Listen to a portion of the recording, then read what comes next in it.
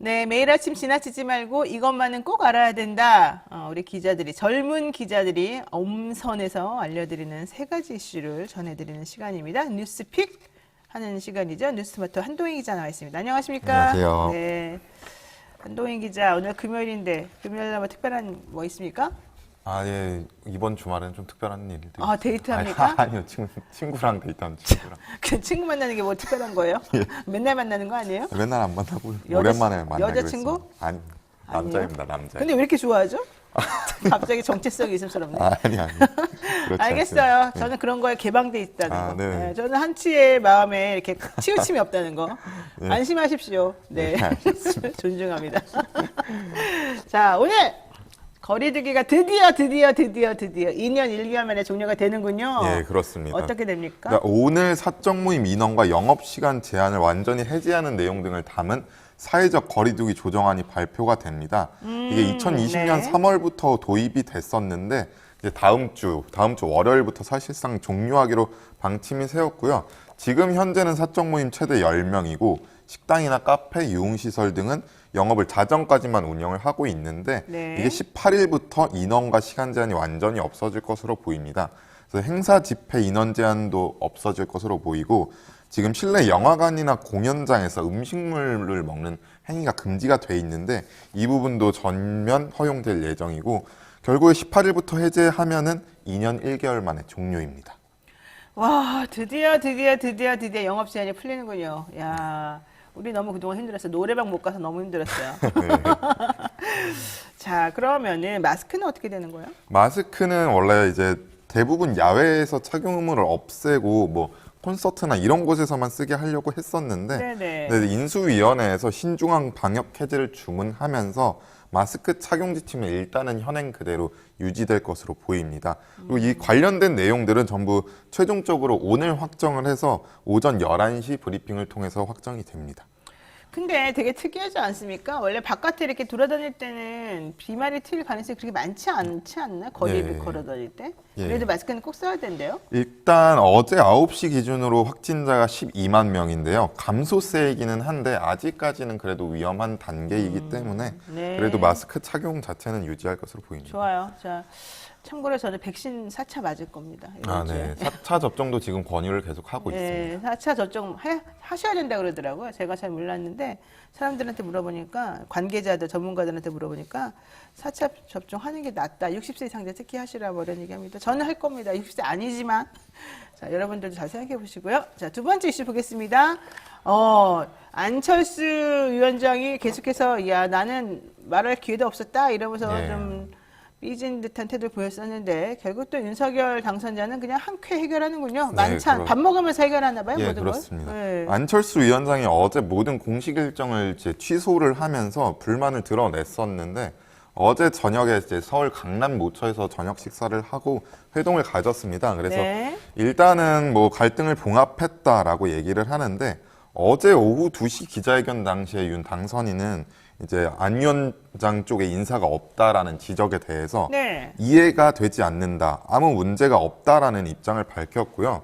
그리고 인선 과정이 어떻게 되고 있는지 충분한 설명을 했었고 안철수 위원장 본인이 불쾌한 거는 없으신 걸로 알고 있다. 그리고 저와 얘기할 때는 그렇게 안 하고 했지만 본인 속으로 어떻게 생각했는지 저는 알 수 없다. 라고 하면서 뭐 이중 플레이가 의심된다라는 비슷한 발언을 했고요. 이중 플레이요? 이중 플레이가 의심된다는 듯하게 발언을 그게 했습니다. 무슨 말이에요? 무슨 이중 플레이가 그러니까 뭐 거죠? 겉으로 이제 윤 당선자와 대담을 할 때는 이제 아무런 티도 안 내다가 이제 뒤에 가서 공식 일정을 모두 취소하는 이렇게 뭐 겉과 속이 다르다라는 투로 얘기를 했고요. 뭐 직접적으로 기분 거론은 나쁜 하진 말이네. 않았습니다. 그래요. 근데 이제 어제 저녁에 식사를 한 뒤에 장제원 이제 비서실장이 전한 것은 웃음이 가득했다. 그리고 국민들 걱정 없이 공동정부가 한치의 흔들림도 없이 손잡고 가자고 했다라고 전달을 했습니다. 근데 저는 이게 이상해요. 왜냐하면 공동정부 같이 가자 이런 말은 되게 추상적인 말이잖아요. 예. 그 전에도 계속 그런 말 했었었고 그리고 나를 믿어라. 무슨 종이 쪼가리 설명하는 것보다 나를 믿는 게 훨씬 더 낫지 않냐 해가지고 여기까지 왔는데 결국 팽당했다. 그래가지고 지금 삐졌다. 그게 여기까지 팩트인데 예. 또 지금도 공동정부 구성에 변함이 없다? 그럼 어떻게 하기로 했기 때문에 변함이 없다는 거냐? 어떻게 하기로 했기 때문에 갈등이 봉합되는 것이 보이냐? 어떻게 하기로 했기 때문에 이태규나 이런 분들은 뭐 안 들어가더라도 나중에 무슨 보상을 주겠다는 거냐? 이런 게 확인이 돼야 되잖아요. 일단 어제 나온 거는 한 가지인데 원만한 합당 추진의 뜻을 모으겠다. 합당? 예, 뭐로지? 이거밖에 없습니다. 와, 그러면 진짜 윤석열 당선자는 협상의 달인이네요. 네, 한 그래서 것도 안 주고. 네, 안철수 위원장이 오늘 업무에 정상 복귀할 예정이라고 하고요. 그리고 뭐 일단 해석이 나오는 거는 안철수 위원장도 지금 새 정부 출범이 한 달로 남지 않았는데 인수위원장직을 내려놓는 것에 대해서 이제 네. 무책임한 사태다라는 비판을 받을 수도 있기 때문에 이런 부분이 고려된 것으로 보입니다. 야, 이 나무님이 저랑 지금 똑같이 질문하십니다. 아니, 어떻게 난 다 설명해도 이해가 안 된다. 추천받았는데 청문회 통과할 인사가 없었다. 이렇게까지 얘기를 했는데 도대체가 또 만나고 봉합이 되었다고요? 정말 비결이 뭡니까? 이렇게 물어보시는데 정말 윤당선인은 제가 개인적으로 한번 만나보고 싶어요. 비결이 뭡니까? 엄청 훌륭하신데. 안철수 위원장은 이렇게 하면은 당 사람들이 싫어하나 좋아하나. 근데 어쨌든 본인이 당 협당, 뭐 합당? 원만히 한다는 거는 혹시 당대표 노린다 뭐 이런 거예요? 뭐 그럴 가능성도 있고 뭐 일단 지방선거를 거치고 나서 그 뒤로 뭐 이준석 대표 임기가 아직 좀 남아있기 때문에 그 기간 동안 계속해서 생각을 하고 하지 않을까. 그래요. 공동정부 부분에 대해서는 이미 내각이 완성이 됐고 추가 네. 인선 여지도 제한적이고 뭐 네. 공공기관이나 뭐 이렇게 끼워넣을 수는 없기 때문에 네. 이게 공동정부가 어떻게 구성될지 뭐 이 부분은 지켜봐야 될 것 같습니다. 그러니까요. 참 특이한 메커니즘이네요. 우리 이해할 수 없는. 어쨌든 뭐 내부적으로 어쩔 수 없는 여러 가지 상황정이 있겠죠, 다들? 자, 좋습니다. 세 번째 이슈 보겠습니다.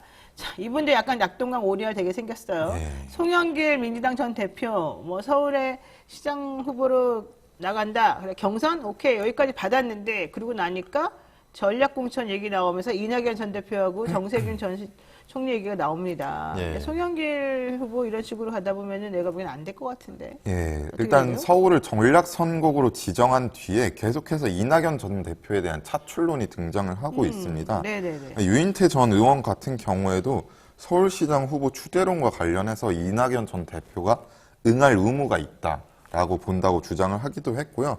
뭐 여러 의원들의 입을 통해서 이낙연 전 대표가 계속해서 거론이 되고 있고 네. 윤호중 비상대책위원장도 최근에 이낙연 전 대표를 만난 것으로 확인이 됐는데 네. 일단은 출마 의향이 없다는 것을 주변에 밝혔다고 하는데 네. 뭐 추대를 한다면 거부하지는 못할 것이다라는 해석이 나오고 있고요. 관련해서 송영길 후보는 일단 준비가 되지 않은 사람을 추대하는 것은 안 된다. 경선을 해야 된다라고 주장을 하고 있습니다. 그래서 일단 당은 전체 후보군 인지도, 적합도 조사를 할 예정이고요. 오세훈 시장과의 경쟁력, 이런 여론조사를 병행하기로 해서 일단 객관적 데이터가 이제 바탕이 될 것으로 보입니다.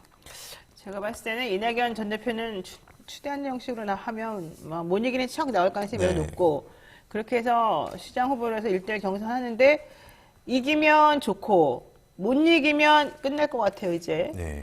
그런 위험성도 좀 있긴 있네요. 근데 여기서 제일 지금 불안에 떠는 사람은 송영길 후보가 아니었을까. 상당히 다이나믹하군요. 이런 정치 하고 싶어요? 우린 그런 거 하지 말까? 예, 전략 공천 말고 이게 이게 출마 의사가 있는 사람들을 경선하는 게 맞는 그래요? 것 그게 같습니다. 맞을까요? 근데 지금 아니라고 지금 민주당 그러잖아요. 우리 뭐 네. 민주당이 아니니까 민주당 사람들한테 좀 나중에 물어보도록 하죠. 알겠습니다. 한동희 기자하고 여기까지 정리하겠습니다. 고맙습니다. 네, 지금 여러분께서는요, 노영의 뉴스인사이다 함께하고 계십니다.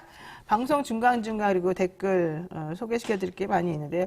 박종진님, 철수가 약점이 있나요? 이렇게 물어보시고, 진검다리님, 아는 또 속는 건가요? 이런 얘기를 하시는데요. 주바라기님, 아유, 다들 말이 뭐가 필요가 있겠어요. 뭐가 아쉬워서 윤 당선인이 철수님께 매달리겠어요. 결국에는 팽당하는 거 아닐까요? 이런 얘기도 하시고요. 진검다리님은 캐비넷 문건이 목줄로 적용합니다. 이런 얘기 하시는데, 지금 전부 다 지금 뭔가가 있다. 이렇게 생각하시는군요. 지금 우리 얘기하시는 걸 들어보니까. 좋습니다만은, 모르겠어요. 진검다리님, 전략공천 안 된다. 송영길 비롯한 후보들 경선하자. 최수진님, 경선하라니까 참 말을 안 들어요. 이런 얘기 있으십니다. 자, 민주당 사람들 여기 많이 들으실 텐데, 우리들의 민심을 잘 읽어주시기 바라겠습니다. 잠시 기다리시면 대담한 대담으로 돌아오겠습니다.